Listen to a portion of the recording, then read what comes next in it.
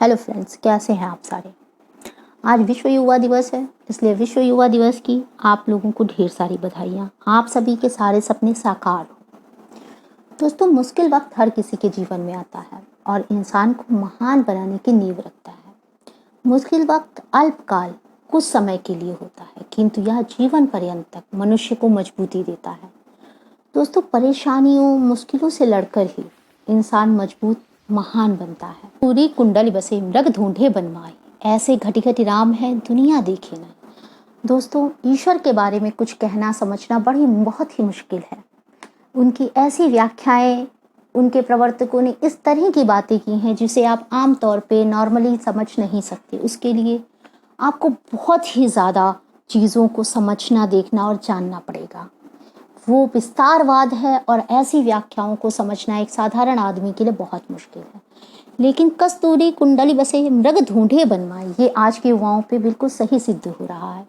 कस्तूरी हिरन की नाभि में होती है, किंतु वह उसके लिए जंगल जंगल भटकता है। ऐसे ही आजकल युवाओं की दशा है। उन्हें अपने अंदर की सारी क्षमताओं का पता है, लेकिन क्षमताओं को प्रयोग करने का पता नहीं है।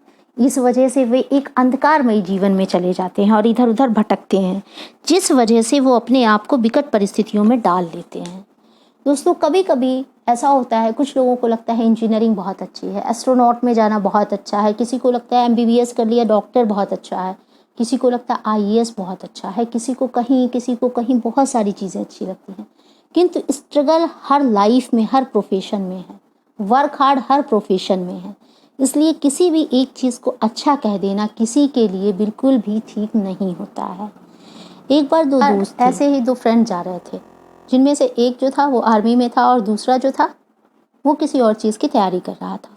तो उसने बहुत ही आराम से अपने फ्रेंड से बोला, यार तुम तो आर्मी में हो, बहुत सारे बेनिफिट्स तुम्हें मिलते हैं, तुम्हें काम ही क्या है, बस सरहद पे तुम्हें जाना है, बस खड़े रहना है, जब कभी युद्ध होगा तब कभी तुम्हें करना है, बाकी तो तुम पड़े। तो उसने एक जवाब दिया उसे, कभी ठंड में ठिठुर कर देख लेना, कभी तपती धूप में चलकर देख लेना, कैसे होती है हिफाजत मुल्क की, कभी सरहद पे चल के देख लेना। कोई भी प्रोफेशन छोटा या बड़ा नहीं होता। आप जब भी किसी भी प्रोफेशन में जाएं, अपने चरित्र, संस्कार, शिष्टाचार को बना कर रखें, क्योंकि यही आपकी धरोहर है। इसके अलावा कुछ ऐसा नहीं है जो आपको आगे बढ़ने में मदद करता है आपकी। दोस्तों, आज एक स्टोरी सुना रही हूँ जो आप सभी ने पहले से शायद कभी सुनी हो, तो ध्यान से सुनिएगा। एक गांव में एक मंदिर बनाया गया, फिर उसमें मूर्ति बनाने के लिए एक मूर्तिकार को बुलाया गया और गांव के प्रधान ने उस मूर्तिकार से कहा कि मंदिर में मूर्ति रखनी है, कोई अच्छी सी मूर्ति बना कर लाओ। मूर्तिकार प्रधान जी की बात सुनकर मूर्ति बनाने के लिए पत्थर खोजने जंगल की तरफ चला। थोड़ी दूर चलने के बाद मूर्तिकार को कुछ पत्थर दिखाई दिए और वह जल्दी से पत्थरों के पास पहुंच गया और मन में सोचा, ये पत्थर ठीक है, इनको तराश कर मूर्ति बना लेता हूँ। अब मूर्तिकार ने झट से अपना थैला खुला और औजार निकाले। जैसे ही मूर्तिकार ने पहले पत्थर पर पहली चोट की, वैसे ही पत्थर मूर्तिकार से बोला, अरे मैंने आपका क्या बिगाड़ा है जो आप मुझे अपने औजार से पीटने लगे हो? प्लीज़ मुझे छोड़ दीजिए, कृपया मुझे छोड़ दीजिए। इतना सुनकर मूर्तिकार वहां से उठा और दूसरे पत्थर के पास पहुंचा। अब फिर से मूर्तिकार ने उस दूसरे पत्थर को वही किया जो पहले पत्थर के साथ किया, मीन्स उसे औजार से पीटा और उसे तराशने लगा। थोड़ी ही देर में उसने उस पत्थर की सुंदर सी मूर्ति तैयार कर दी। फिर उस मूर्ति को लेकर मूर्तिकार गांव के मंदिर पहुंचा, जहां मूर्ति को स्थापित करना था।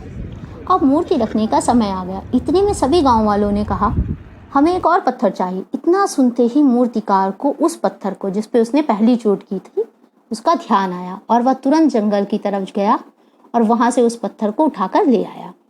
अब मूर्ति और उस पत्थर को एक ही जगह थोड़ी दूरी पर रख दिया गया। मंदिर में मूर्ति की स्थापना हो गई, उसी के पास वो पत्थर। अब सभी गांव वाले मंदिर जाने लगे और मूर्ति पर फूल अर्पण करने लगे, उसकी पूजा अर्चना करने लगे और उसी के पास वाले पत्थर पर नारियल फोड़कर उसका जल मूर्ति पर चढ़ाने लगे। ये सब देखकर जो मूर्ति के पास पत्थर था उसने मूर्ति से कहा, तुम्हारी किस्मत कितनी अच्छी है जो असंख्य लोग आकर तुम्हारी पूजा करते हैं, और मेरी किस्मत कितनी खराब है कि लोग मुझ पर जोर जोर से नारियल फोड़ते हैं। इस पर मूर्ति ने पत्थर से कहा, हम दोनों एक जैसे हैं और एक ही जगह से आए हैं, पर तुम्हारी किस्मत अच्छी है कि तुम यहाँ पर हो। अगर तुम बात मेरी किस्मत की करते हो तो अगर तुम थोड़ी सी चोट सह लेते, मगर तुमने हथौड़े की थोड़ी सी चोट नहीं सही और वहां पर आराम से पड़े रहे, और मैंने लाखों चोटों को सहन किया, तब जाकर मेरी किस्मत ऐसी हुई है कि लोग मुझे पूजने लगे हैं। दोस्तों, आराम और मुश्किलों से बचने का फल यही होता है। हमारे जीवन में भी मुश्किलें आती रहती हैं जिनसे हम बचना चाहते हैं, लेकिन आगे चलकर ये छोटी छोटी मुश्किलें बड़ी बन जाती हैं और परेशानी का सबब बन जाती हैं। अतः हमें मुश्किलों से भागना नहीं चाहिए, उनका डटकर सामना करना चाहिए। अगर आप किसी चीज़ को थोड़े से समय के लिए अपनी अंदर की क्षमता को पहचान लेंगे और चुनौतियों का सामना करने के लिए खुद को तैयार कर लेंगे, तो आपको हिरन की भांति कस्तूरी को जगह जगह ढूंढना नहीं पड़ेगा, बल्कि आपकी मेहनत, आपका कुछ करने का हौसला, आपका जज्बा आपको एक अच्छे मुकाम पर, एक अच्छी परिस्थिति में रखने के लिए खुद ही आतुर हो जाएगा। इसलिए आप लोग मेहनत करें और चीज़ों को अच्छे से समझें, खुद को समझें। हर चीज़ की अपनी अलग ही वैल्यू होती है।